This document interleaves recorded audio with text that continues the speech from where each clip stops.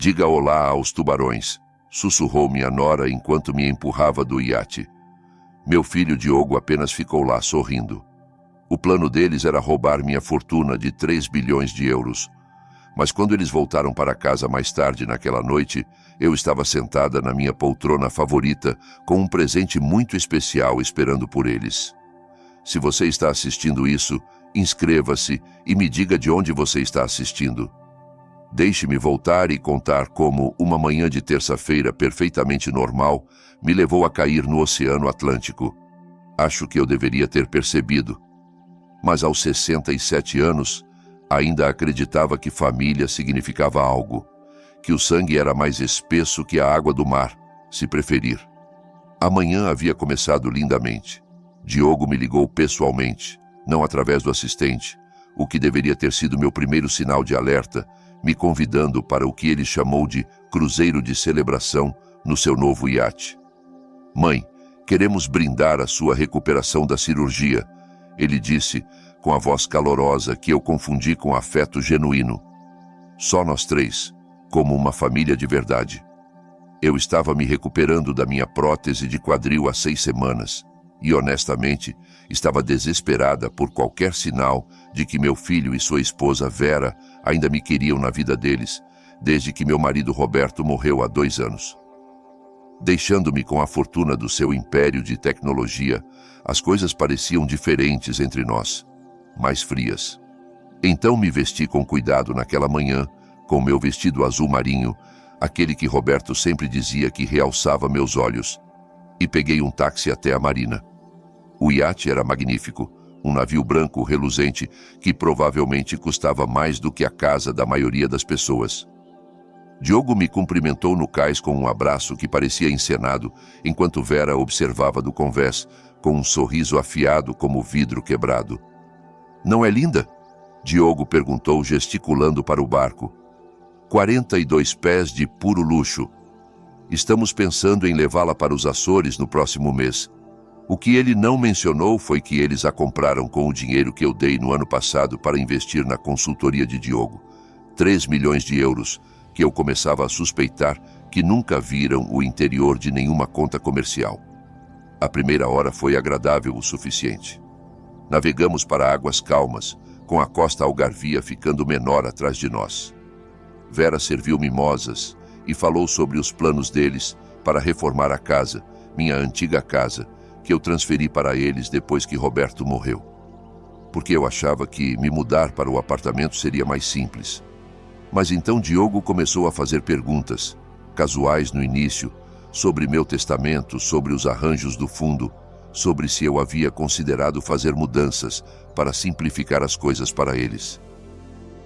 É que a sucessão pode ser tão complicada, mãe, ele disse, enchendo minha taça de champanhe com um pouco de entusiasmo demais. Queremos garantir que tudo esteja resolvido. Foi quando notei Vera me filmando com o celular. Não abertamente, mas segurando-o em um ângulo enquanto fingia tirar selfies. Me pegando na câmera enquanto eu bebia, enquanto falava sobre assuntos financeiros, construindo algum tipo de evidência. As peças se encaixaram com uma clareza horrível. A cirurgia que eu tive, eles insistiram em lidar com toda a papelada depois. Os documentos de procuração que trouxeram para o hospital, alegando que era só temporário, só para ajudar com as contas enquanto eu me recuperava. A forma como meu consultor financeiro parou de retornar minhas ligações. Diogo, eu disse com cuidado, colocando a taça no chão. Gostaria de voltar para a terra agora. Foi quando a máscara dele caiu completamente. Receio que isso não vá acontecer, mãe. Sua voz era diferente agora, mais dura. Veja, precisamos conversar sobre sua saúde, sobre seus problemas de memória. Problemas de memória? Eu era mais afiada do que os dois juntos. Você tem mostrado sinais de demência, Vera acrescentou, se aproximando. Nós temos isso documentado. Os médicos concordam que você não é mais capaz de gerenciar seus assuntos financeiros. Isso é absurdo. Mas mesmo enquanto eu dizia, percebi como eles haviam orquestrado isso com cuidado. O barco estava a quilômetros da costa. Nenhum outro navio à vista, só nós três, o oceano E o plano deles de ou me convencer a assinar tudo ou... Mãe, estamos tentando ajudar você, Diogo disse, mas seus olhos eram frios como o inverno. Podemos fazer isso do jeito fácil ou do difícil. Eu me levantei devagar, meu quadril ainda doendo, mas minha mente cristalina. E se eu recusar? Foi quando Vera sorriu, realmente sorriu pela primeira vez o dia todo. Bem, uma mulher idosa. Cirurgia recente, provavelmente tomou analgésicos demais. Ficou desorientada no barco. Ela deu de ombros. Acidentes trágicos acontecem o tempo todo. Eu criei esse homem desde as fraldas, ensinei-o a andar de bicicleta, paguei sua faculdade, seu casamento, sua casa. E agora ele estava lá, concordando enquanto sua esposa ameaçava minha vida. Vocês dois estão loucos se acham que vão escapar impunes. Na verdade, mãe, pensamos nisso com bastante cuidado. Diogo tirou uma pasta de papéis. Sua assinatura aqui, transferindo todos os ativos para nós imediatamente para sua própria proteção. E todos voltamos para casa felizes. Olhei para os documentos, para o rosto expectante do meu filho, para o celular de Vera ainda gravando. Depois, olhei para o oceano, vasto e perigoso, e de alguma forma menos assustador do que as duas pessoas que deveriam me amar. Vão para o inferno, eu disse. Foi quando Vera se moveu atrás de mim e sussurrou aquelas palavras sobre tubarões. O empurrão não foi violento. Eles eram espertos demais para isso. Apenas um chove repentino quando eu estava desequilibrada, olhando para a água. Lá fui eu, vestido azul marinho e tudo, para o frio Atlântico. Quando bati na água, ouvi Diogo gritando, "Mãe! Oh Deus, mãe!" Mas também ouvi a voz de Vera, mais baixa, falando com alguém no telefone. "Sim, precisamos que você protocole a petição de emergência na segunda-feira de manhã. Ela claramente não é competente para..." Então a água se fechou sobre minha cabeça e eu tinha problemas maiores do que a traição deles. Eu sou uma nadadora forte. Roberto e eu costumávamos nadar voltas juntos toda manhã, mas o frio chocou meu sistema e minhas roupas me arrastavam para baixo. Tirei os sapatos e rompi a superfície, ofegante, bem a tempo de ver o iate se afastando rapidamente. Eles estavam realmente me deixando lá para morrer. Foi quando avistei o barco de pesca. O capitão João Moreira era exatamente o tipo de homem que pularia em águas infestadas de tubarões para salvar uma avó se afogando sessentão, endurecido por décadas no oceano, e possuído do tipo de bússola moral que parecia faltar na minha própria árvore genealógica. "Meu Deus, senhora, o que aconteceu com você?" Ele perguntou enquanto ele e seu neto adolescente, Tiago, me içavam para bordo do barco de pesca deles. Eu estava tremendo incontrolavelmente, meus dentes batendo tão forte que mal conseguia falar. João me envolveu em um cobertor que cheirava a sal e óleo de motor, enquanto Tiago ligava o motor. Minha família, consegui dizer entre os dentes batendo. Eles, o iate, vimos eles partirem como um morcego do inferno, João disse sombriamente. Não olharam para trás uma vez. Que tipo de pessoas deixam alguém flutuando no meio do oceano? O tipo que herda 3 bilhões de euros. Se eu não estiver por perto para impedi-los, pensei. Mas em voz alta só disse, o tipo que não é realmente família. João chamou a guarda costeira enquanto Tiago me envolvia em outro cobertor. Aqui é a Maria do Mar. Temos uma mulher que tiramos da água, a cerca de 12 milhas a sudeste de Faro. Ela está consciente, responsiva, mas precisa de atenção médica. Espere, eu disse, agarrando o braço de João. Por favor, não deixe eles saberem que você me encontrou. Ainda não. João estudou meu rosto com os olhos afiados de alguém que tinha visto o suficiente da vida para reconhecer quando alguém estava fugindo de mais do que apenas água fria. Você em algum tipo de problema? Sim, mas não do tipo que você está pensando. Respirei trêmula. Preciso chegar à terra sem ninguém saber que sobrevivi. Pode me ajudar? Tiago olhou para o avô incerto. Avô, não devíamos? Devia e não devia são coisas engraçadas, João disse devagar. Às vezes fazer a coisa certa não parece seguir as regras. Ele apertou o rádio novamente. Guarda costeira, aqui é Maria do Mar. Alarme falso naquela resgate. Acabou sendo detritos na água, tudo limpo. Enquanto seguíamos para um pequeno cais privado que João conhecia, contei tudo a eles. Sobre Diogo e Vera, sobre o dinheiro, sobre os documentos que eles queriam que eu assinasse. João ouviu sem interrupção, sua expressão ficando mais sombria a cada detalhe. Então eles acharam melhor serem órfãos ricos do que filhos pobres com uma mãe viva, João disse quando terminei. Aparentemente sim. O que você vai fazer? Essa era a pergunta, não era? O que eu ia fazer? Eu estava oficialmente morta, pelo que Diogo e Vera sabiam. Eles voltariam para a terra, ligariam para as autoridades, reportariam que eu sumi no mar, fingiriam a família enlutada enquanto executavam quaisquer documentos legais que haviam preparado. Mas eis a coisa sobre estar supostamente morta. Isso te dá opções que você nunca teve enquanto estava viva. Vou deixar eles pensarem que venceram, eu disse, surpresa com o quão calma minha voz soava.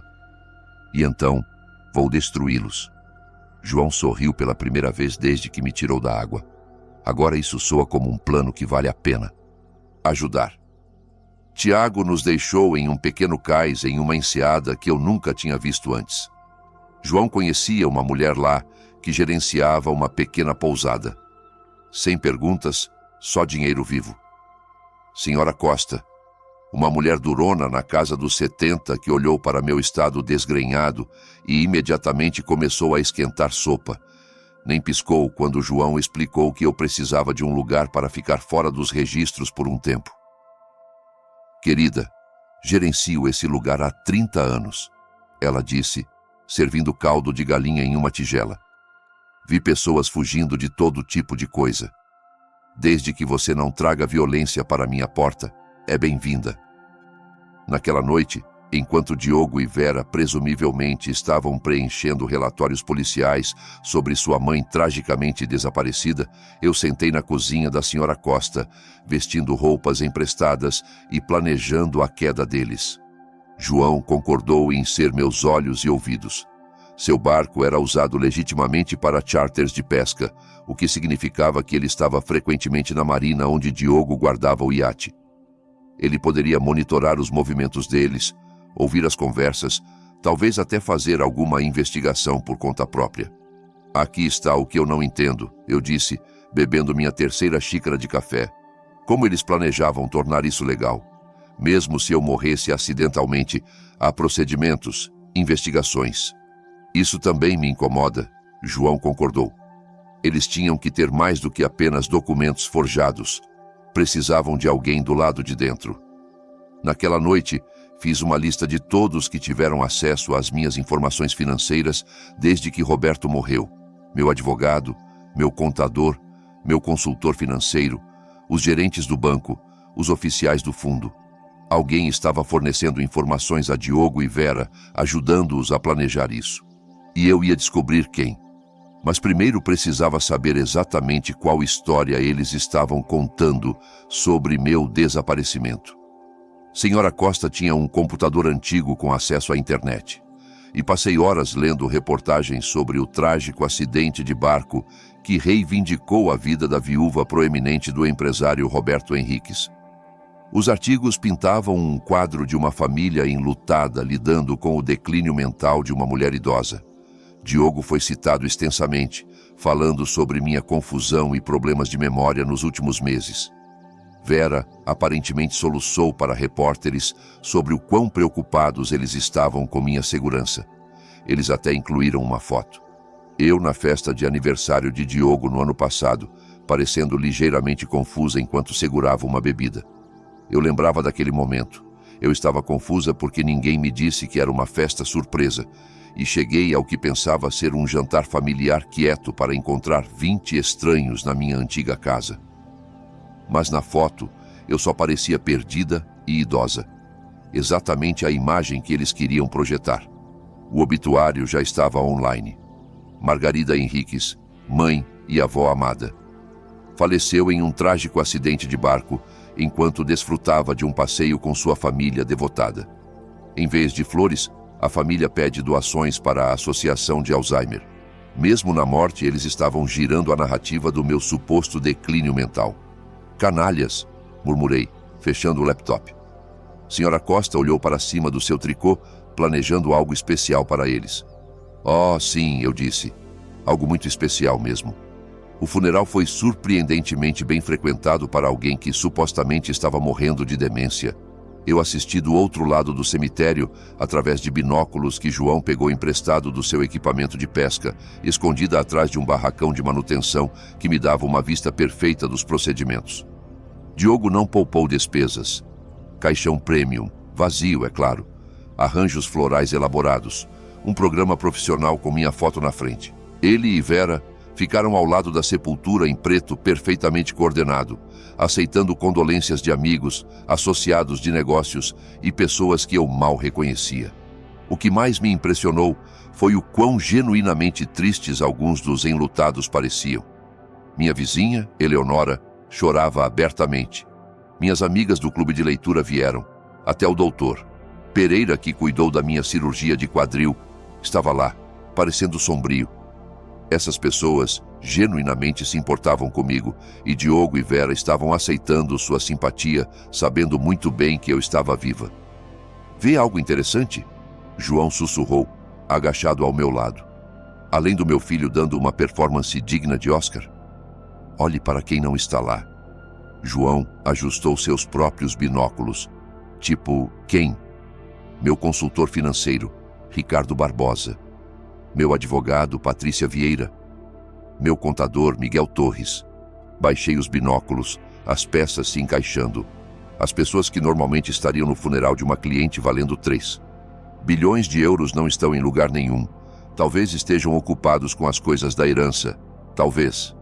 Ou talvez não consigam olhar as pessoas nos olhos enquanto fazem parte desse esquema. Depois do serviço, assisti Diogo e Vera trabalharem a multidão como políticos, apertando mãos, aceitando abraços, desempenhando seus papéis perfeitamente. Mas também notei o quão rápido eles afastavam as pessoas quando alguém começava a fazer perguntas detalhadas sobre meus últimos dias. Naquela tarde, João me levou de volta para a Senhora Costa na sua caminhonete, pegando uma rota indireta para evitar qualquer encontro casual. Eu estava oficialmente morta há 4 dias agora e começava a entender as vantagens únicas da minha situação. Preciso entrar na minha antiga casa, disse a ele enquanto parávamos na entrada da Senhora Costa. Isso parece perigoso. Eles provavelmente estão ficando lá agora, certo? Não de acordo com os registros de propriedade que consultei esta manhã. Eles mantiveram o próprio lugar. Minha casa está vazia desde que me mudei para o apartamento no ano passado. Tirei um pedaço de papel onde estava fazendo anotações. Mas aqui está a parte interessante. Alguém está pagando as contas. Eletricidade, água, aquecimento. Alguém está mantendo isso. Por que fariam isso se ninguém está morando lá? Boa pergunta. Acho que está na hora de descobrir. Naquela noite, João me deixou a 3 quarteirões da minha antiga casa em Lisboa. A casa onde vivi com Roberto por 35 anos, criei Diogo, hospedei inúmeras festas de jantar e celebrações de feriados. A casa que transferi para meu filho porque achava que família significava algo. Era depois da meia-noite, e a rua estava quieta, exceto pelo carro ocasional passando. Eu ainda tinha minha chave. Diogo nunca pensou em pedi-la de volta, e me esgueirei pela porta dos fundos como uma criminosa, invadindo minha própria antiga casa. A casa parecia diferente, não vazia exatamente, mas errada de alguma forma. Percorri os quartos familiares usando a lanterna que João me deu, sendo cuidadosa para evitar as janelas de frente para a rua. A mobília da sala de estar estava coberta com lençóis, mas eu podia ver que peças novas haviam sido adicionadas. Peças caras. Um sofá de couro que custava mais do que o carro da maioria das pessoas. Um centro de entretenimento que definitivamente não estava lá quando eu morava aqui.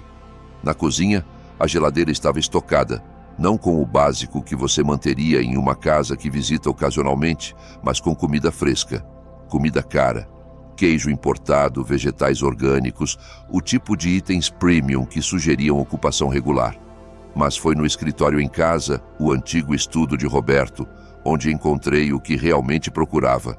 A mesa estava coberta de documentos, papéis legais, extratos financeiros e, o mais condenatório de tudo, uma linha do tempo detalhada do que eles chamavam de Projeto Margarida.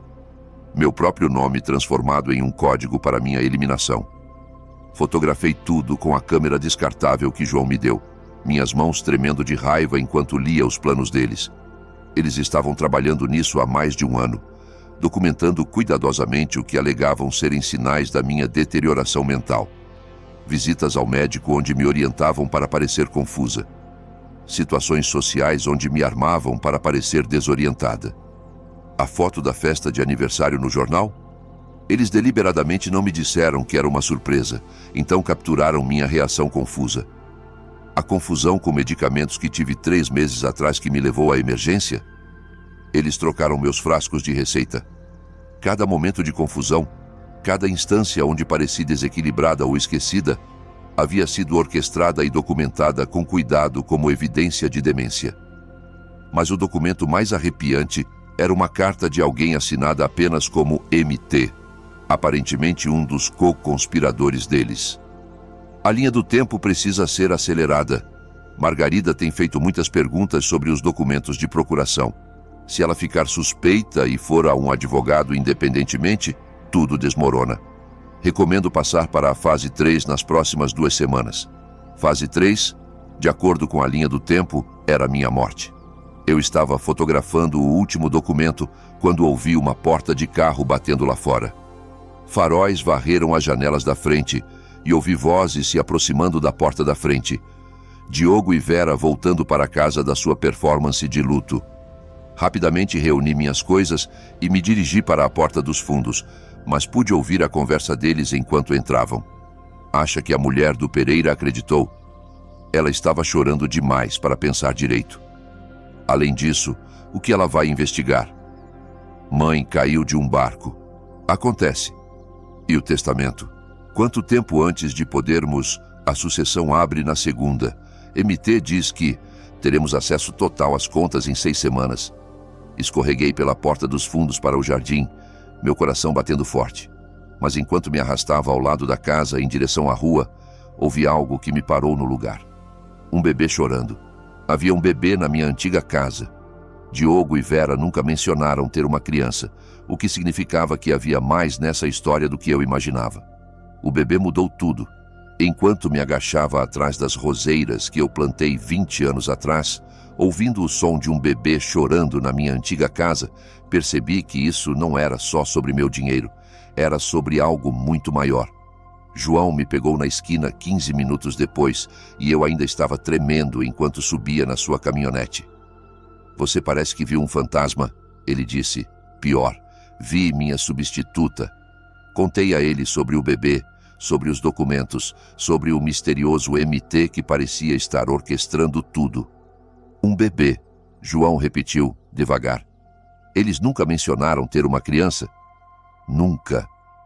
E Diogo sempre disse que ele e Vera não estavam prontos para filhos, diziam que estavam focados demais nas carreiras.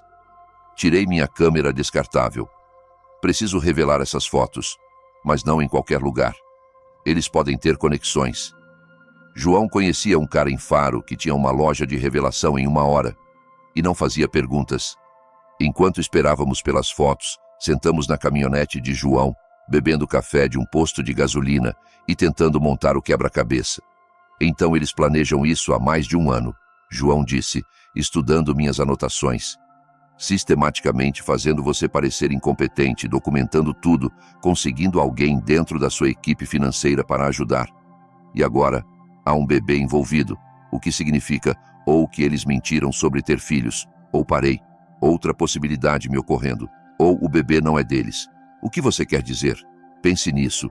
Se eles planejam roubar minha fortuna, quereriam garantir um herdeiro legítimo, alguém para herdar tudo se algo acontecesse com eles, mas precisariam de uma criança com a linhagem certa, a reivindicação legal certa.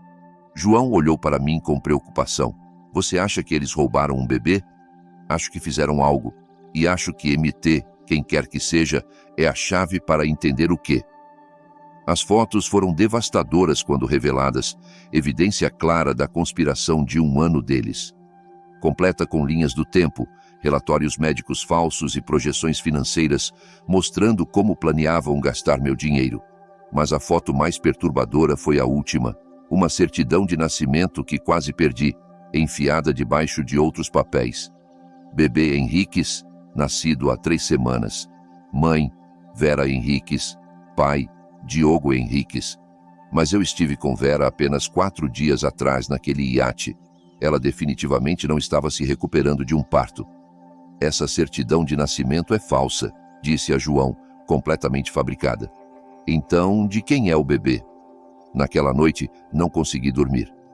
Deitei no quarto de hóspedes da senhora Costa, olhando para o teto e pensando em tudo que aprendi. Meu filho e nora passaram mais de 1 ano destruindo sistematicamente minha reputação, planejando meu assassinato e forjando documentos para roubar minha fortuna. E agora tinham um bebê, cuja existência estavam escondendo do mundo. Na manhã seguinte, tomei uma decisão que surpreendeu até a mim. Vou voltar, disse a João no café da manhã. Mas não para a casa. Vou segui-los. Isso é perigoso pra caramba. Margarida, se eles te virem, não vão. Porque, pelo que eles sabem, sou comida de peixe. Espalhei um mapa local na mesa da cozinha da senhora Costa. Olhe, eles têm que levar o bebê para algum lugar durante o dia. Creche, babá, algo. Bebês não desaparecem por 8 horas enquanto os pais fingem família enlutada.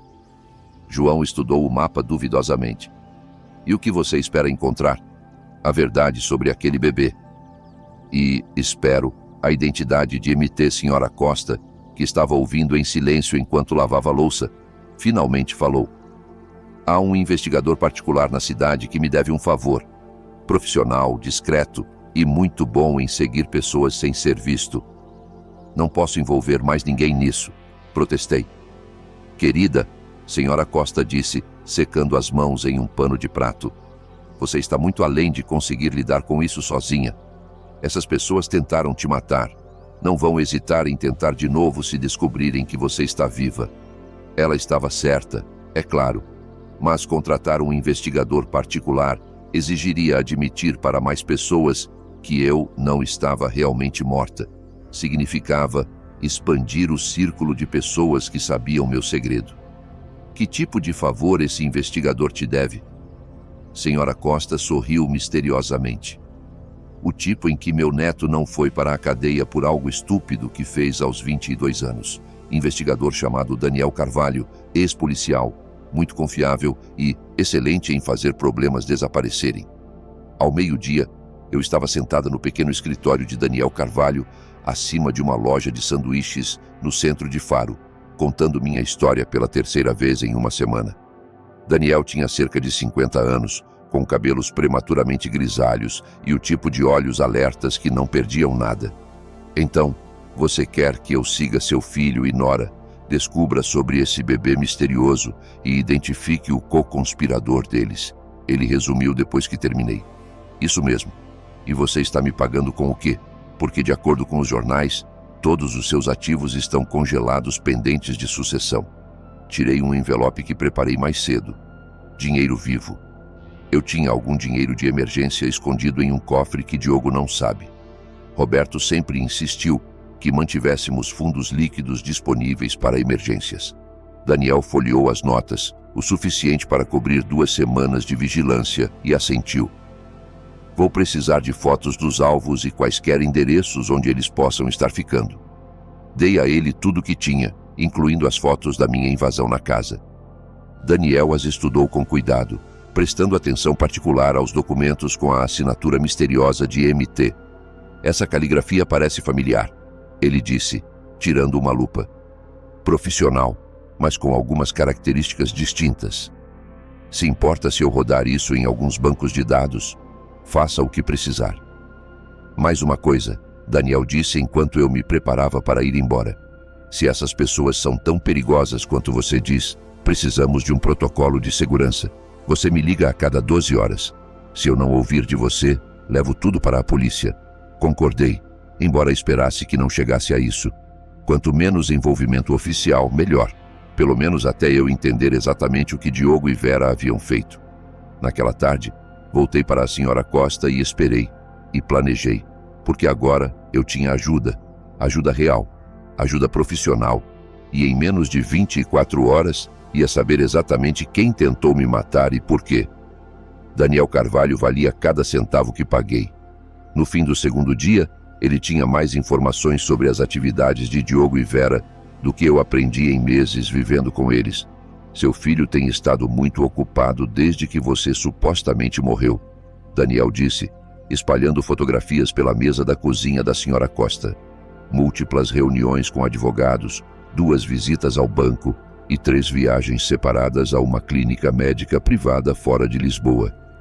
Clínica médica, serviços reprodutivos de Vila Moura, muito exclusiva, muito cara e muito discreta. Daniel apontou para uma foto de Diogo e Vera entrando em um prédio de vidro moderno. Eles se especializam em arranjos de barriga de aluguel para clientes ricos que querem manter a privacidade. As peças estavam se encaixando e o quadro que formavam me revirava o estômago. Eles compraram um bebê. Parece que sim. E não qualquer bebê. Eles especificamente pediram um recém-nascido que pudesse passar por filho biológico deles. De acordo com meu contato na Vila Moura, os arranjos foram feitos há 8 meses, pagos em dinheiro vivo, com instruções para preparar a certidão de nascimento antecipadamente. Senhora Costa colocou 3 xícaras de café e se juntou a nós na mesa. Então eles planejaram sua morte, compraram um bebê para herdar sua fortuna e tinham alguém dentro da sua equipe financeira ajudando. Sobre isso, Daniel disse, tirando outra foto. Acho que encontrei MT. A foto mostrava uma mulher na casa dos 40, com cabelos castanhos curtos e uma maleta cara, apertando a mão de Diogo fora de um escritório de advocacia no centro. Ela parecia vagamente familiar, mas eu não conseguia identificar. Mariana Torres, Daniel continuou, sócia na Torres e Associados. Eles lidam com planejamento patrimonial para várias famílias proeminentes em Lisboa. Torres, repeti. Espere, Miguel Torres é meu contador. São relacionados? Casados. E aqui é onde fica interessante. Mariana Torres tem construído discretamente uma base de clientes de indivíduos idosos ricos com relações familiares tensas. Ela se especializa no que chama de planejamento de transição familiar. Olhei para a foto, o reconhecimento finalmente surgindo. Eu a conheci há cerca de 6 meses, em algum evento de caridade. Diogo me arrastou para lá. Ela estava muito interessada no meu planejamento patrimonial. Ficava perguntando sobre minhas estruturas de fundo.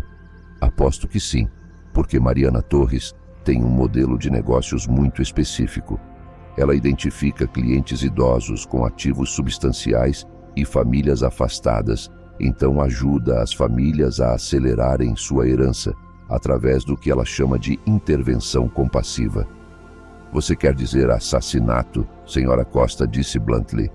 Quero dizer, ela cria estruturas legais que permitem às famílias tomar controle dos ativos enquanto a pessoa idosa ainda está viva, usando alegações de incompetência, demência ou capacidade diminuída. Ela fez isso pelo menos 6 vezes nos últimos 3 anos. Daniel espalhou mais fotos. Fotos de vigilância de Mariana Torres se reunindo com diferentes famílias, entrando em vários escritórios de advocacia, visitando o que pareciam ser clínicas médicas privadas.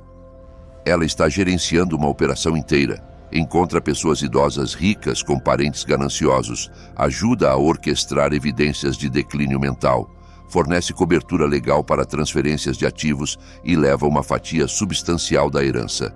E se a pessoa idosa se recusa a cooperar ou fica suspeita, elas têm acidentes de barco, quedas escadas abaixo, overdoses de medicação.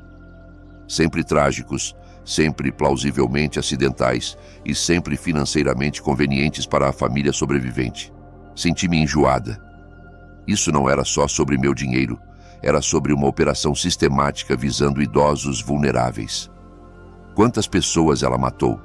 Que eu posso provar? Nenhuma. Que eu suspeito? Pelo menos 12 nos últimos 5 anos. Ela é muito boa em cobrir seus rastros e só trabalha com famílias que podem fornecer explicações alternativas plausíveis para as mortes de seus parentes. Temos que pará-la. Vamos. Mas primeiro, precisamos entender exatamente o que seu filho e nora já colocaram em movimento. Porque, de acordo com minhas fontes, eles protocolaram documentos preliminares de sucessão ontem. Daniel tirou uma pasta legal. Eles alegam que você morreu sem testamento válido, o que os tornaria seus únicos herdeiros. Eles também alegam que quaisquer documentos de planejamento patrimonial existentes são inválidos, porque foram assinados enquanto você estava mentalmente incompetente. Mas eu tenho um testamento muito específico e detalhado que foi atualizado há apenas 2 anos. Eu sei. Eu o encontrei. Daniel abriu a pasta e tirou um documento familiar. Meu testamento, com o que parecia ser minha assinatura no final. Mas o texto era completamente diferente do que eu lembrava ter assinado. Eles o substituíram, sussurrei, escaneando o documento forjado.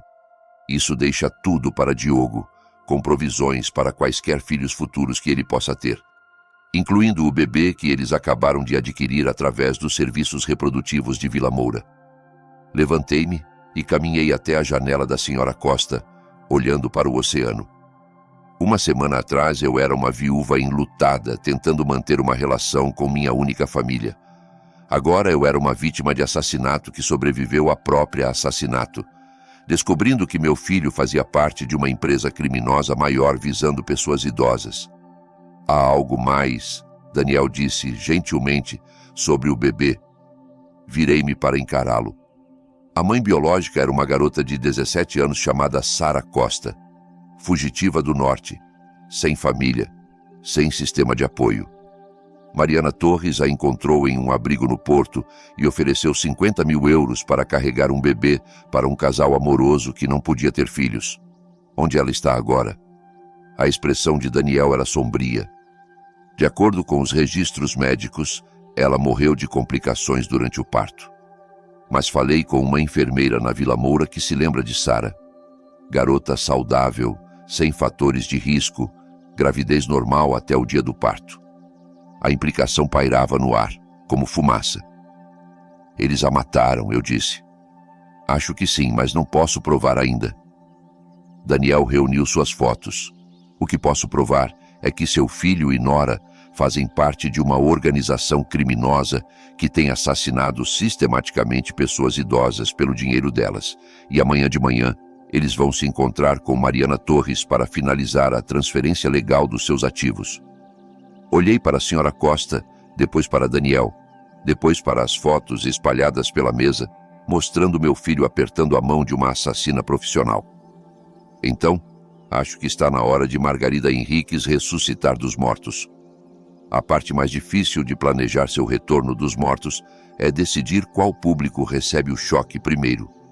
Eu poderia confrontar Diogo e Vera em particular, dando-lhes uma chance de se explicarem, mas isso assumia que eles mereciam uma explicação.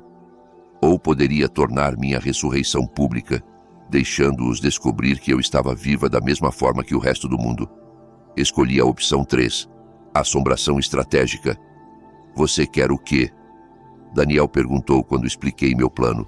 Quero que eles saibam que estou viva, mas não saibam o quanto eu sei sobre a operação deles. Quero eles assustados, desequilibrados, cometendo erros. Sra. Costa assentiu aprovadoramente. Guerra psicológica. Gosto. O plano era simples, mas efetivo. Enquanto Diogo, Vera e Mariana Torres estavam na reunião no centro, dividindo meus ativos, eu faria. Minha presença conhecida de formas mais sutis.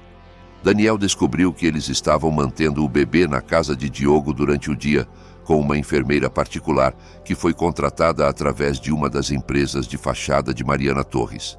A enfermeira, uma mulher chamada Carla Pereira, não tinha ideia de que estava cuidando de um bebê que havia sido essencialmente comprado através da morte de sua mãe adolescente. Carla é uma boa pessoa. Daniel me assegurou depois de checar o histórico.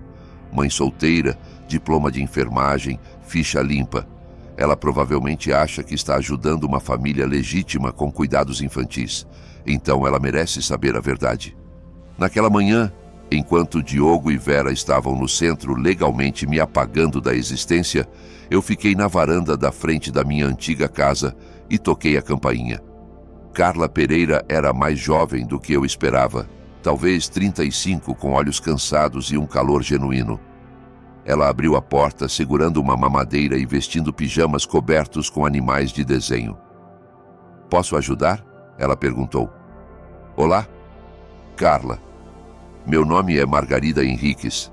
Acredito que você está cuidando do meu neto." O sangue drenou do rosto dela. Ela conhecia aquele nome. Estava por toda a notícia na última semana.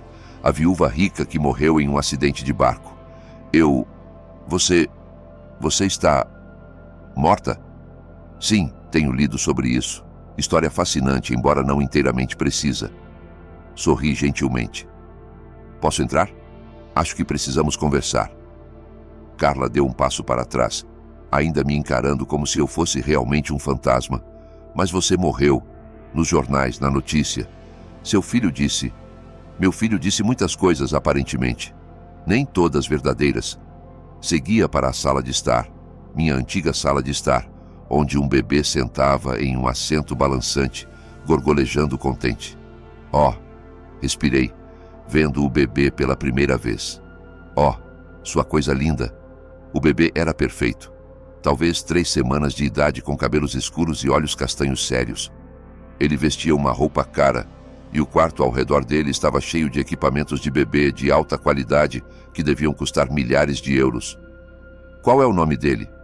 perguntei, me acomodando em uma cadeira ao lado do assento balançante. "Bebê Henriques", Carla disse automaticamente. Então se corrigiu.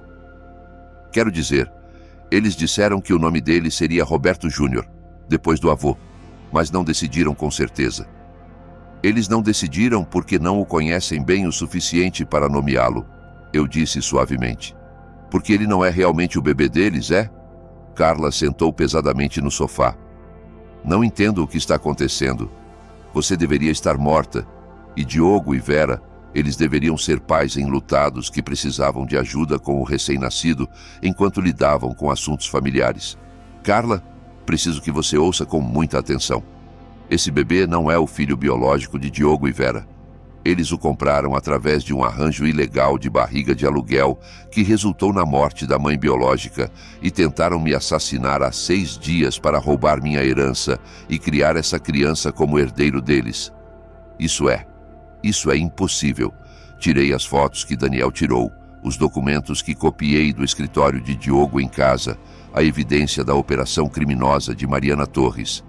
Mostrei tudo a Carla, assistindo sua expressão mudar de descrença para horror, enquanto o escopo da conspiração ficava claro. A garota adolescente que deu à luz esse bebê se chamava Sara Costa. Eu disse gentilmente. Ela tinha 17 anos, sem família, sem sistema de apoio. Eles disseram a ela que ela estava ajudando um casal amoroso que não podia ter filhos. Ela morreu durante o parto em circunstâncias suspeitas. Carla estava chorando agora, olhando para o bebê com uma nova compreensão. Ele é um órfão, simulation. E se Diogo e Vera escaparem com isso, ele vai crescer pensando que eles são seus pais, nunca sabendo que sua mãe real morreu para dar vida a ele. O que você quer que eu faça? Quero que você tire fotos. Documente tudo o que puder sobre como eles o tratam, o que te contaram, quem mais esteve envolvido. E então, quero que você me ajude a garantir que esse bebê cresça sabendo a verdade sobre de onde veio. Carla enxugou os olhos e assentiu. Seu nome real deveria ser Roberto Sara Henriques, depois do avô e da mãe biológica. Isso é perfeito. Passei 1 hora com Carla e o bebê Roberto Sara, tirando fotos, documentando a configuração na minha antiga casa e explicando o que aconteceria em seguida. Carla concordou em continuar cuidando do bebê enquanto secretamente reunia evidências e me mantendo informada sobre as atividades de Diogo e Vera. Eles voltam por volta do meio-dia, ela me disse enquanto eu me preparava para ir embora. Eles sempre vêm para casa almoçar, checar ele, fazer ligações, lidar com negócios.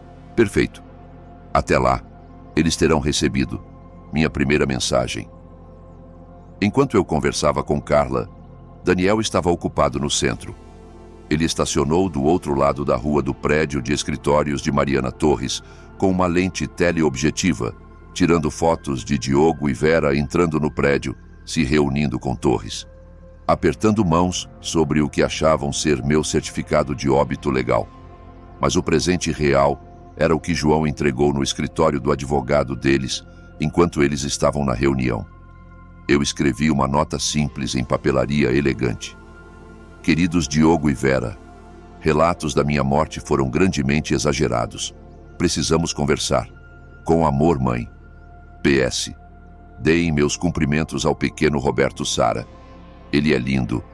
A nota foi entregue por mensageiro exatamente às 11h47, enquanto eles ainda estavam no escritório de Torres, finalizando a papelada da sucessão. De acordo com Daniel, que assistiu do outro lado da rua, todos os três saíram correndo do prédio. Dentro de minutos de receber a nota, seus rostos brancos de pânico. A guerra psicológica havia começado, e naquela tarde, quando eles retornassem à minha antiga casa, esperando encontrar sua conspiração confortável intacta, iam descobrir que sua vítima supostamente morta havia sido muito ocupada mesmo. Porque eu não estava só viva, eu estava furiosa, armada com evidências e pronta para a guerra. Eu estava sentada na minha poltrona favorita, aquela que Roberto me comprou para nosso 20º aniversário, quando Diogo e Vera voltaram para a casa da reunião com Mariana Torres. Posicionei-me de forma que seria a primeira coisa que veriam ao passar pela porta da frente do que costumava ser minha casa. O olhar nos rostos deles valeu 6 dias no Oceano Atlântico. Olá, queridos, eu disse agradavelmente sem me levantar. Como foi a reunião? Espero que não tenham assinado nada importante enquanto eu estava fora. Vera gritou. Realmente gritou, como se tivesse visto seu pior pesadelo ganhar vida. O que suponho que sim. Diogo apenas ficou lá, com a boca aberta, ainda segurando as chaves, me encarando como se eu pudesse desaparecer se ele piscasse forte o suficiente. Surpresos? Perguntei. Tenho que dizer, os relatos da minha morte foram terrivelmente prematuros, embora eu tenha gostado de ler meu próprio obituário. Doações para Alzheimer, realmente? Foi um toque legal. Carla apareceu da cozinha carregando o bebê Roberto Sara. Ela estava esperando na parte de trás da casa como planejamos, pronta para testemunhar o que acontecesse em seguida. Senhora Henriques pediu para eu trazer o bebê, Carla disse nervosamente. Ela queria conhecer o neto apropriadamente. Seu neto? Vera encontrou sua voz, embora saísse como um grasnado. Carla, essa mulher ela é morta? Forneci ajuda. Sim, cobrimos isso. Acontece que afogar é mais difícil do que parece, especialmente quando há boas pessoas por perto para te puxar da água. Diogo finalmente conseguiu falar. Mãe, pensamos. A guarda costeira procurou. A guarda costeira procurou por detritos, não sobreviventes. Engraçado como isso funciona quando ninguém realmente reporta uma pessoa no mar. Aceitei o bebê de Carla, acomodando-o confortavelmente nos meus braços. Olá, pequeno Roberto Sara. Sou sua avó real. Não o tipo que tenta comprá-lo com dinheiro de sangue. Seu nome não é Roberto Sara. Vera rebateu, um pouco da compostura retornando. Seu nome é o que decidirmos nomeá-lo, porque ele é nosso filho. É? Olhei para o bebê, que olhava de volta para mim com aqueles olhos castanhos sérios. Diga-me, Vera, quando exatamente você deu à luz? Porque 4 dias atrás, naquele iate, você certamente não parecia alguém que entregou um bebê 3 semanas antes. O nascimento foi privado. Sim, tenho certeza que foi. Muito privado, de fato. Tão privado que a mãe real morreu durante o parto em circunstâncias misteriosas. Olhei para os dois. Vocês sabiam que o nome dela era Sara Costa? 17 anos. Do norte, sem família para fazer perguntas quando ela desapareceu. O silêncio no quarto era ensurdecedor. Carla ofegou, cobrindo a boca com a mão. Isso é impossível, Diogo disse, mas sua voz faltava convicção. Nós nunca, o quê? Nunca conspirar com Mariana Torres para gerenciar uma operação ilegal de barriga de aluguel? Nunca envenenar sistematicamente a reputação de uma mulher idosa para roubar sua fortuna? Nunca empurrar sua própria mãe de um iate e deixá-la para morrer? Levantei-me devagar, ainda segurando o bebê. Qual parte exatamente vocês nunca fariam? Diogo. Vera se recuperou primeiro, seu choque se transformando no cálculo frio que vi no iate. Prove. Você pode fazer todas as acusações que quiser, mas provar qualquer uma é outra coisa. Oh, querida, eu disse, sorrindo pela primeira vez desde que entraram. Você realmente não deveria ter dito isso. Carla, se importa de levar Roberto Sara para o quarto para sua soneca? Perguntei sem tirar os olhos de Diogo e Vera. Os adultos precisam conversar. Depois que Carla saiu com o bebê, caminhei até a lareira, onde Diogo exibira várias fotos de família, nenhuma das quais me incluía, notei. Sentem-se, eu disse, minha voz carregando a autoridade que uma vez gerenciava a equipe doméstica de Roberto. Vocês dois. Eles sentaram, ainda parecendo chocados. Deixem-me contar o que tenho feito na última semana enquanto vocês planeavam meu funeral e dividiam meus ativos. Tenho investigado e aprendido e documentado. Tirei uma pasta Manila de trás da almofada da cadeira. Espalhei as fotografias que Daniel tirou pela mesa de centro. Diogo e Vera se reunindo com Mariana Torres. Múltiplas visitas aos serviços reprodutivos de Vila Moura. Documentos financeiros mostrando os pagamentos em dinheiro pelo bebê. Essa é Mariana Torres, eu disse, apontando para uma foto. Ela se especializa em ajudar famílias como vocês a acelerarem suas heranças através do que ela chama de intervenção compassiva. Em português claro, ela ajuda parentes gananciosos a assassinarem pessoas idosas pelo dinheiro delas. Isso é ridículo, Vera disse, mas ela olhava para as fotos com alarme crescente. É? Porque tenho documentação de pelo menos 6 outros casos onde Mariana Torres forneceu cobertura legal para famílias que queriam seus parentes idosos mortos. 6 outras famílias que de repente tiveram acidentes convenientes, depois de mostrar sinais de declínio mental que depois foram provados serem induzidos artificialmente. Tirei outro conjunto de documentos. Como a senhora Eleonora Vieira, 73 anos, caiu pelas escadas na própria casa 3 semanas depois que seu filho começou a adicionar sedativos ao chá da noite dela. Seu filho herdou 2 milhões de euros. Diogo ficou muito pálido. Mãe, você está se assustando com teorias da conspiração. Ou o senhor Carlos Bento, 68 anos, morreu em um acidente de carro único depois que sua filha convenceu o médico dele que sua medicação precisava ser ajustada. Sua filha herdou 4 milhões de euros. Olhei diretamente para Diogo. Essas não são teorias, filho. São assassinatos. E você faz parte da mesma operação. Nós nunca matamos ninguém, Vera disse rapidamente. Mesmo se o que você diz sobre essa mulher Torres for verdade, nós nunca machucamos ninguém de verdade. Sério? E sobre Sara Costa? Silêncio. E sobre a garota de 17 anos cujo bebê vocês compraram? A garota que morreu durante o parto em circunstâncias suspeitas? A garota cuja morte deu a vocês o herdeiro que precisavam para justificar herdar minha fortuna? Isso não foi... Nós não sabíamos. Diogo começou, então parou. Não sabiam o quê? Que Mariana Torres estava gerenciando uma operação de mercado negro de bebês usando garotas adolescentes vulneráveis? Não sabiam que aquelas garotas tinham o hábito de morrer durante o parto? Não sabiam que eram cúmplices de assassinato? Tirei outro documento. Certidão de óbito de Sara, que Daniel obteve através dos contatos dele. Sara Costa morreu do que o médico legista chamou de parada cardíaca inesperada durante o parto.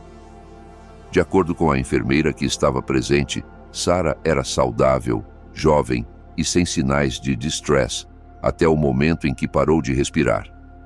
Carla havia retornado e estava parada na porta, ouvindo tudo. A mesma enfermeira, continuei, que contou ao meu investigador que Mariana Torres estava presente durante o parto e que ela pessoalmente administrou o que alegou ser uma medicação de rotina, apenas minutos antes de Sara entrar em parada cardíaca. Seu investigador? Diogo perguntou fracamente. Oh, sim. Vocês achavam que eu estava lidando com isso sozinha? Tenho um investigador particular, fotos de vigilância, registros financeiros, documentos médicos e testemunhos de múltiplas fontes. Sorri friamente. Também tenho algo mais que vocês podem achar interessante. Caminhei até o que costumava ser a mesa de Roberto e abri a gaveta de cima, tirando um pequeno gravador digital. Tenho gravado essa conversa inteira. Cada palavra que vocês disseram, cada admissão que fizeram, cada peça de evidência que confirmaram. Segurei o gravador. Vocês sabiam que em Portugal, apenas uma parte precisa consentir para gravar uma conversa? E como isso está acontecendo no que costumava ser minha casa, acho que qualifico como parte consentindo. Vera pulou de pé. Você não pode usar isso no tribunal. É armadilha ou algo assim. Na verdade, é evidência. Evidência de conspiração, fraude e cúmplice de assassinato. Evidência que vai colocar vocês dois na prisão por um tempo muito longo. Diogo finalmente encontrou sua voz. O que você quer? O que eu quero? Ri. E não foi um som agradável. Quero meu dinheiro de volta. Quero que esse bebê seja adotado apropriadamente por uma família que o ame e conte a verdade sobre sua mãe biológica. Quero Mariana Torres presa pela serial killer que é, e quero que vocês dois passem o resto das vidas lembrando que tentaram assassinar sua própria mãe por dinheiro. E se cooperarmos? Vera perguntou. Se cooperarem, posso considerar não pressionar acusações por tentativa de assassinato. As acusações de fraude, conspiração, cúmplice de assassinato, essas estão fora das minhas mãos agora. Mas tentativa de assassinato é minha escolha. Olhei para os dois. Essas duas pessoas que compartilharam minha casa, minha mesa, meus feriados familiares, que planejaram minha morte, com a mesma eficiência casual que usariam para planejar férias. Vocês têm 24 horas para decidir. Eles escolheram mal. Em vez de confessar, em vez de cooperar, em vez de mostrar nenhuma pitada de remorso por tentar me assassinar, Diogo e Vera decidiram dobrar a aposta no plano original. Descobri isso às 6 da manhã seguinte, quando Daniel Carvalho ligou para a pousada da Sra. Costa com um aviso urgente. Eles estão se movendo rápido, ele disse, sem preâmbulos. Tenho monitorado as comunicações deles e passaram a noite toda no telefone com Mariana Torres e alguém mais, alguém que eles ficavam chamando de limpador.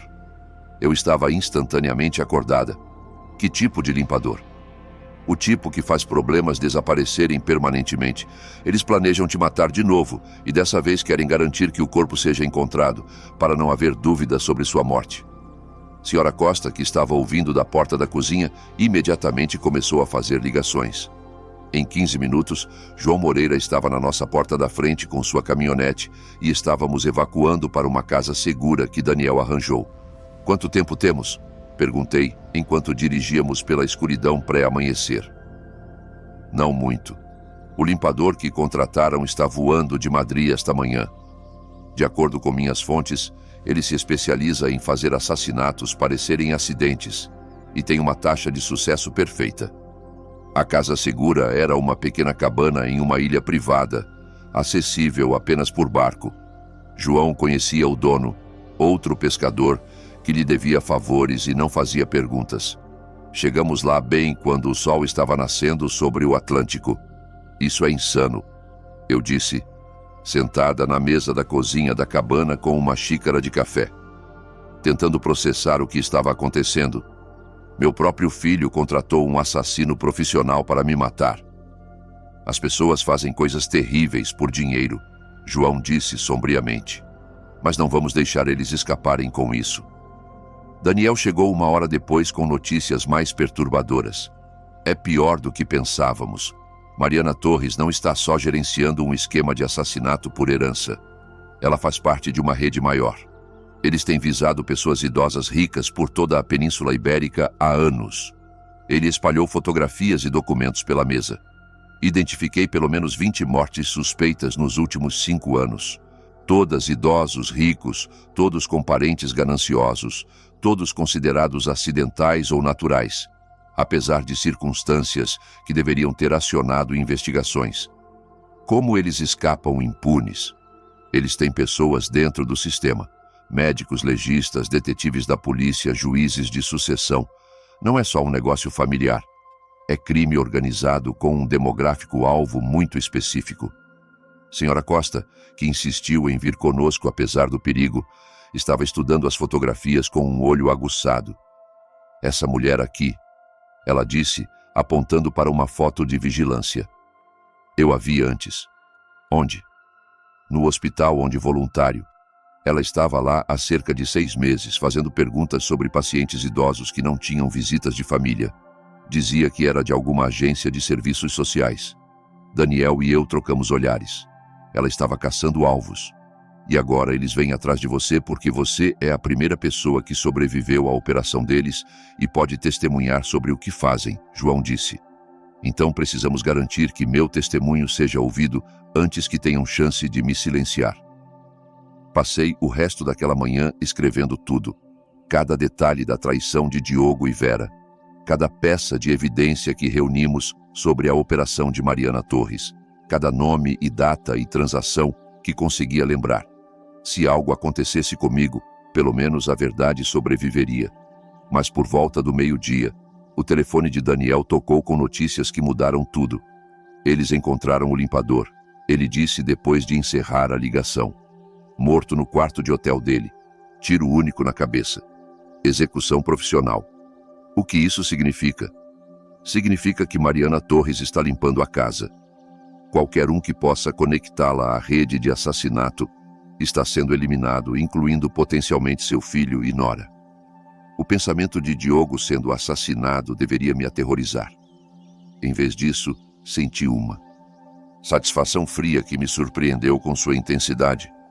Bom, eu disse, deixem eles descobrirem como é ser traído por alguém que confiavam. Mas João estava balançando a cabeça. Você não entende, Margarida. Se Torres está eliminando testemunhas, isso inclui você, mas também inclui aquele bebê. Um bebê órfão, sem guardiães legais, é uma ponta solta que ela não pode se permitir.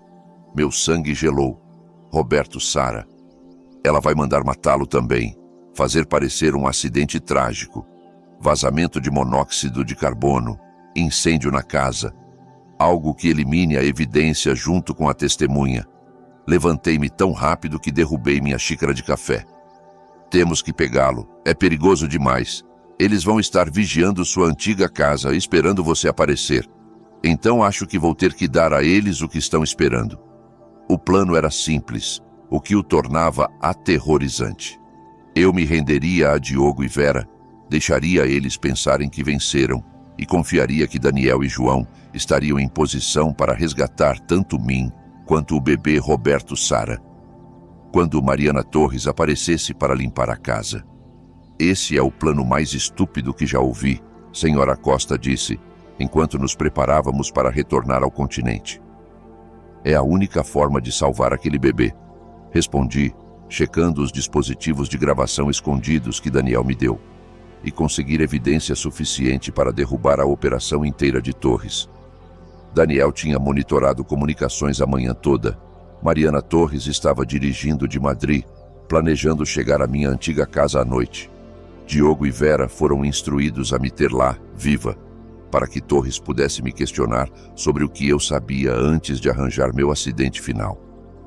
Eles acham que vou trocar minha vida pela do bebê, disse a João enquanto seu barco se aproximava do cais em Faro. Eles não têm ideia. Tenho planejado isso há dias. Os dispositivos de gravação estavam escondidos por toda a minha antiga casa, plantados por Carla Pereira, enquanto Diogo e Vera estavam fora fazendo seus arranjos com Torres. Carla também posicionou câmeras em locais estratégicos e estaria se escondendo no porão com o bebê Roberto Sara, pronta para escapar pela antiga entrada de serviço. Se as coisas dessem errado. Tem certeza disso?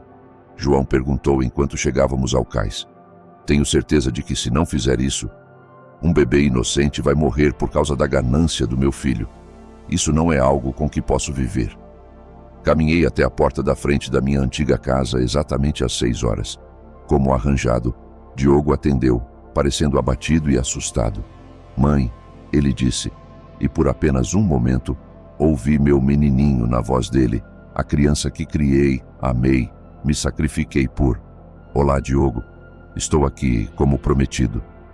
Vera estava andando na sala de estar, sua compostura usual completamente destruída. Ela vai chegar em breve, ela disse sem me olhar. Mariana Torres, ela quer falar com você. Tenho certeza que quer. Mãe, Diogo começou, então parou. Eu nunca quis que chegasse tão longe. Mas você deixou, eu disse simplesmente. Você deixou chegar tão longe porque 3 bilhões de euros valiam mais para você do que a vida da sua mãe. Ele não conseguia me olhar nos olhos. Mariana Torres chegou precisamente às 7 horas. Ela era menor do que esperava. Uma mulher arrumada com aparência profissional, que poderia ser a contadora ou advogada de qualquer um, o que suponho que era. Senhora Henriques, ela disse agradavelmente, estendendo a mão como se estivéssemos nos encontrando em uma festa. Estou tão contente que sobreviveu ao seu acidente de barco. Temos muito a discutir. Tenho certeza que sim. Ela sentou do outro lado de mim, no que costumava ser minha própria sala de estar. Abriu uma pasta de couro e começou a falar como se estivéssemos negociando um contrato de negócios. Você causou bastante problema para meus clientes, ela disse. Diogo e Vera seguiram minhas instruções precisamente, e ainda assim aqui está você, muito viva e aparentemente bem informada sobre assuntos que não lhe concernem. Assassinato me concerne, especialmente quando é o meu. Prefiro pensar no que fazemos como aceleração de planejamento patrimonial, ajudando famílias a acessarem heranças, que de outra forma estariam presas por anos em longos procedimentos de sucessão. Ela sorriu friamente. Fornecemos um serviço valioso para pessoas que entendem que tempo é dinheiro. E as pessoas idosas que vocês matam? Que serviço vocês fornecem a elas? Paz. Um fim para a confusão e medo que vem com o declínio cognitivo relacionado à idade. Uma morte digna que permite às famílias lembrá-las como eram, não como se tornam. Encarei-a, impressionada pela capacidade dela de racionalizar assassinato em massa. Quantos? Quantos o quê? Quantas pessoas vocês mataram? Ela consultou sua pasta como se checando agendas de compromissos. Nos últimos 5 anos, meus clientes e eu resolvemos com sucesso 37 casos envolvendo indivíduos idosos, cuja existência continuada estava criando dificuldades financeiras e emocionais para suas famílias. 37 assassinatos. Ela estava confessando 37 assassinatos como se fossem declarações fiscais que protocolou. E você planeja me tornar o número 38. Oh, senhora Henriques, receio que você será o número 39. Tivemos que resolver outro assunto mais cedo hoje. Um senhor que estava ficando curioso demais sobre nossas operações. Ela sorriu. Mas sim, você infelizmente precisará ter outro acidente, um mais permanente dessa vez. E o bebê? Vazamento trágico de monóxido de carbono. Essas casas antigas, sabe, sistemas de aquecimento defeituosos podem ser tão perigosos. Olhei para Diogo e Vera, que estavam sentados congelados no sofá como manequins. Isso é o que vocês queriam? Não só minha morte, mas a morte de um bebê inocente? Nenhum dos dois respondeu. O bebê é uma ponta solta, Torres continuou, factualmente. Sua existência complica a estrutura de herança e suas origens levantam muitas perguntas. Muito mais simples eliminá-lo agora e alegar que Diogo e Vera são tragicamente sem filhos e precisam do apoio emocional que só riqueza significativa pode fornecer. Foi quando sorri pela primeira vez desde que ela chegou. Senhora Torres, eu disse agradavelmente, acho que há algo que você deveria saber. E o que é isso? Você está presa. Os agentes da PJ vieram por todas as portas simultaneamente. Frente, fundos, porão e até pelas janelas. Eles estavam ouvindo cada palavra que Mariana Torres disse, gravando sua confissão de 37 assassinatos e seus planos de cometer mais 2. Mariana Torres, anunciou a agente Sara Costa. Você está presa por conspiração para assassinato, fraude eletrônica, abuso de idosos e crime organizado. Torres tentou correr. Ela realmente correu para a cozinha, provavelmente esperando escapar pela porta dos fundos. Ela fez cerca de 2 metros antes de 3 agentes a derrubarem nos meus antigos pisos de madeira. Diogo e Vera apenas sentaram lá em choque, enquanto a agente Costa lia seus direitos. Margarida Henriques, disse a agente Costa, virando-se para mim com um sorriso, Isso foi extremamente perigoso e extremamente bem feito. Acontece que Daniel Carvalho não era só um investigador particular. Ele era um ex-agente da PJ que estava trabalhando disfarçado para investigar a rede de abuso de idosos que Mariana Torres gerenciava. Meu caso forneceu a oportunidade perfeita para fazer Torres confessar em fita sua operação inteira. Temos rastreado ela há 2 anos, explicou a agente Costa, enquanto a casa se enchia de técnicos de cena do crime. Mas ela era cuidadosa demais, esperta demais. Ela nunca participava diretamente dos assassinatos, sempre usava intermediários e garantia negabilidade plausível. Até hoje, eu disse, até hoje, quando ela confessou 37 assassinatos, enquanto planejava mais 2 em equipamento de gravação federal. Carla Pereira subiu do porão carregando o bebê Roberto Sara, ambos ilesos. Acabou? Ela perguntou. Acabou, confirmei, pegando o bebê dos braços dela. Pelo menos a parte perigosa acabou. A parte legal levou meses. Diogo e Vera foram acusados de conspiração para assassinato, fraude, abuso de idosos e cúmplice de assassinato na morte de Sara Costa. Ambos aceitaram acordos, 25 anos para Diogo, 20 para Vera. Mariana Torres foi a julgamento e condenada em todas as acusações. Prisão perpétua sem possibilidade de liberdade condicional. A rede que ela construiu foi desmantelada no ano seguinte. 17 outros conspiradores foram presos, incluindo médicos legistas corruptos, advogados de sucessão e membros de família que participaram dos assassinatos. A investigação revelou que a operação havia roubado mais de 200 milhões de euros de vítimas idosas em 6 regiões. Mas o resultado mais importante foi o bebê Roberto Sara. Eu o adotei legalmente, com o apoio total do sistema judicial e da família estendida de Sara Costa, que foram encontrados vivendo no Brasil. Eles estavam gratos que alguém estivesse disposto a criar o filho de Sara e contar a verdade sobre sua corajosa mãe jovem, que tentou dar a ele uma vida melhor. Seu nome real é Roberto Sara Henriques, expliquei ao juiz do Tribunal de Família. Roberto pelo avô, Sara pela mãe biológica e Henriques, porque essa é a família que vai amá-lo e criá-lo com a verdade sobre de onde veio. O juiz, uma mulher na casa dos 60 que seguia o caso de perto, sorriu. Acho que Sara Costa ficaria orgulhosa de como sua história terminou. Tenho 72 agora, 5 anos depois, e Roberto Sara é um menininho notável que sabe exatamente quem é e de onde veio. Ele sabe que sua mãe biológica era uma adolescente corajosa chamada Sara, que queria que ele tivesse uma. Boa vida. Ele sabe que seu pai adotivo e madrasta tentaram usá-lo em um esquema que custou a vida de Sara. E ele sabe que às vezes as pessoas que deveriam te amar mais são as que você tem que se proteger. Senhora Costa ainda gerencia sua pousada. Embora tenha adicionado uma linha lateral como consultora, ajudando outras pessoas idosas que suspeitam que suas famílias possam não ter seus melhores interesses no coração. João Moreira ainda gerencia seus charters de pesca, mas também se tornou uma lenda local por puxar avós moribundas do Oceano Atlântico. E Daniel Carvalho, agente Carvalho, ainda trabalha para a PJ, mas me envia cartões de Natal todo ano com fotos de outras pessoas idosas cujas vidas ele salvou. Quanto a Diogo e Vera, eles ainda estão na prisão.